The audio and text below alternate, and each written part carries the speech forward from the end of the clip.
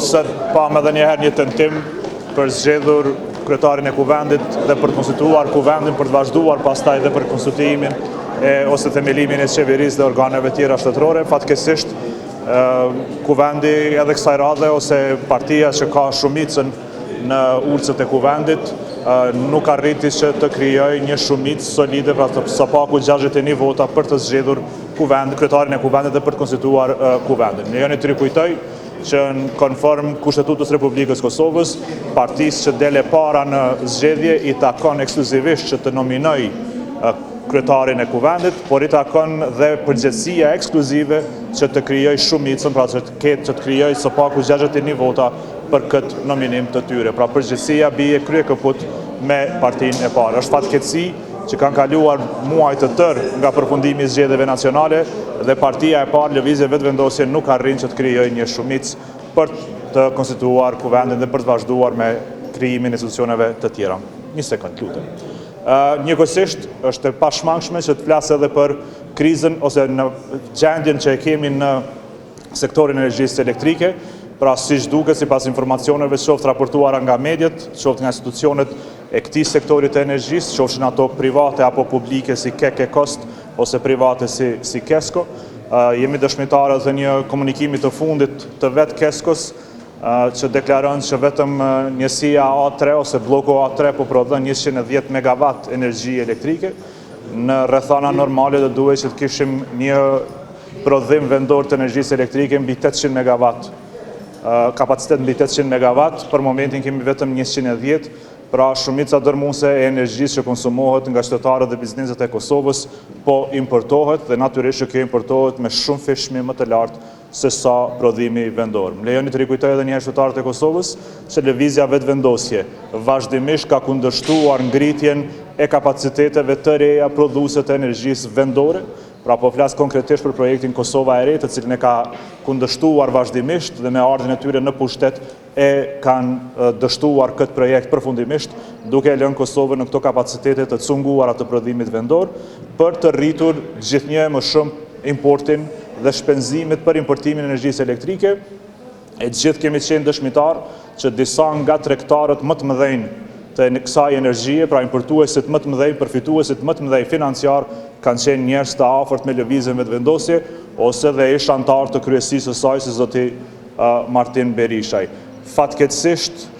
jemi në prag të një krize të re dhe më të thellë të energjisë elektrike, ku prodhimi vendor ka kolapsuar dhe po shkojmë drejt varësisë së plot nga importi i energjisë elektrike. Në 4 vitet e fundit të kësaj qeverie janë shpenzuar mbi 700 milion euro, vetëm për të importuar energji. Imagjinoni sikur këto 700 milion euro të investoheshin në prodhimin vendor të energjisë elektrike, por në fakt janë shpenzuar për të importuar energji dhe të vetmit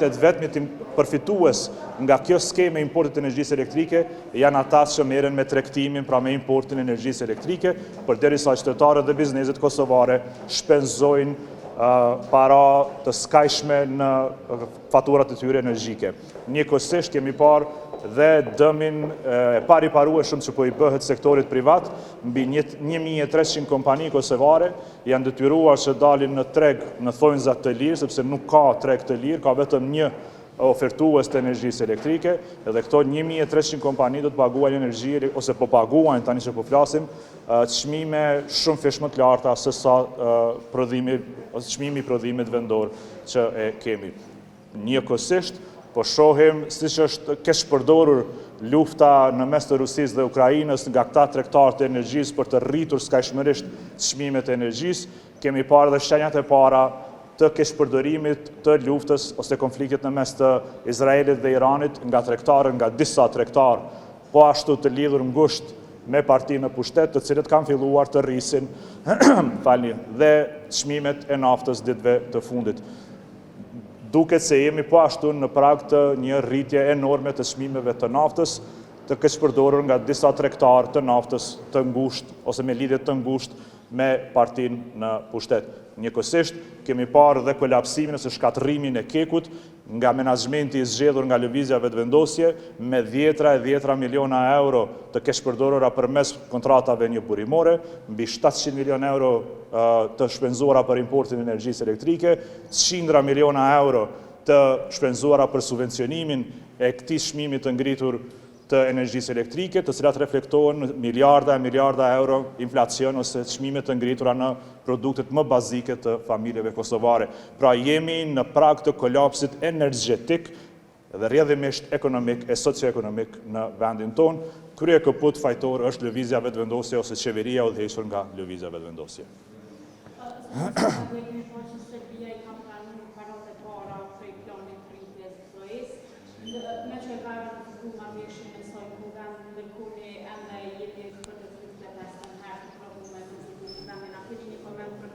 Edhe a një ndonjë përgjithësi në këtë dhe lidhja me Republikën e Kosovës, më parasysh që në kambinë kuvendi pa konstituar rrjedhimisht edhe pa u ratifikuar normalisht. Të duhet ndarë dy gjëra dhe për të dyjat përgjithësia bie kryekëput mbi lëvizjen vetëvendosje. Pra në qeveria e kaluar e udhëhequr nga lëvizja vetëvendosje ka izoluar në rrafshin ndërkombëtar Kosovën, ka shkputur të gjitha marrëdhëniet e shkëlqyeshme që kemi ndërtuar ne ndër vite me gjithë partnerët tanë ndërkombëtar, qoftë Bashkimin Evropian, qoftë Amerikën dhe anën mban botës, dhe shkëputja e këtyre marrëdhënieve, shkatërrimi i këtyre marrëdhënieve të shkëlqyeshme ka rezultuar në izolimin ndërkombëtar në këtë rrafsh dhe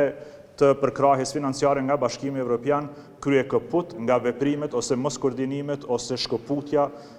e panevojshme e këtyre marrëdhënieve të shkëlqyeshme nga një qeveri e udhëhequr nga lëvizja vetëvendosje. Dhe në anën tjetër, sa i përket kuvendit Republikës Kosovës ose zgjedhjes së kryetarit të kuvendit që dërgon pastaj në konstituimin e këtij institucioni dhe pastaj hap rrugën dhe për themelimin e qeverisë për të arritur te kjo pikë që ju e cekët, pra deri tek ratifikimi i marrëveshjeve ndërkombëtare, po e përsëris edhe një herë atë që e thash në fillim. Kushtetuta e Republikës Kosovës i ka dhënë të drejtën ekskluzive partisë që dele para në zgjedhje për të nominuar kandidatin për kryetar të kuvendit. Por, me këtë të drejtë ekskluzive, vije dhe përgjegjësia ekskluzive, pra kryekëput, përgjegjësia i takon lëvizjes vetëvendosje që të krijojë 61 vota, të krijojë shumicën për të zgjedhur kandidatin e nominuar për kryetar të kuvendit. Pra, e drejta i takon vetëvendosjes që të nominojë një emër për kryetar kuvendi, por dhe detyrimi, obligimi i takon kryekëput vetëvendosjes që të krijojë shumicën, të krijojë në votat e nevojshme për të zgjedhur këtë kryetar. Pra, kriza politike, kriza energjetike dhe kriza ekonomike në cilën gjendet Republika e Kosovës është kryekëput si rezultat i veprimeve ose mos veprimeve të lëvizjes vetëvendosje, qoftë në qeveri, qoftë në kuvend.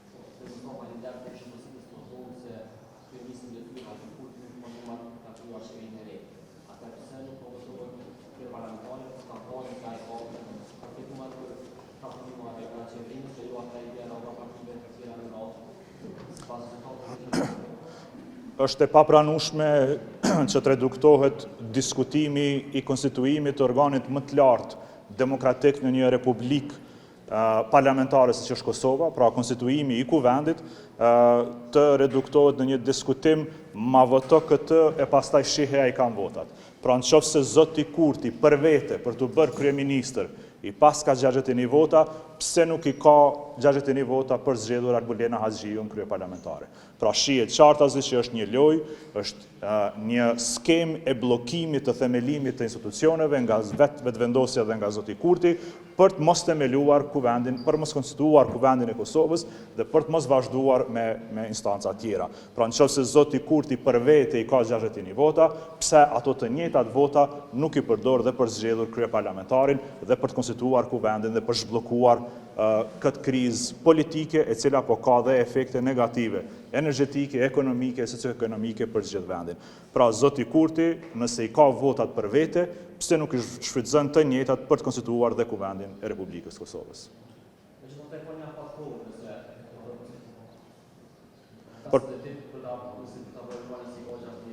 Gjithsesi, por përgjegjësia dhe e drejta dhe përgjegjësia ekskluzive bie mbi lëvizjen vetëvendosje dhe krejun e saj zotin Kurti, për të konstituar kuvendin. Pra, në qoftë se i ka së paku 61 vota për të themeluar qeverinë dhe për të emëruar vetveten kryeministër, pse nuk i përdor po të njëjtat vota për të emëruar Arbolena Haxhiun kryetare të kuvendit, për të konstituar kuvendin dhe për të zhbllokuar këtë krizë politike. Fakti që nuk e bën një gjë të tillë, pra nuk i përdor të 61 vota për të bërë Arbolena Haxhiun kryetare dhe për të konstituar kuvendin, tregon që kjo është një krizë politike institucionale e nisur dhe e mbajtur e tillë nga vetë zoti Kurti. Ju falenderoj gjithëve, mirupafshim.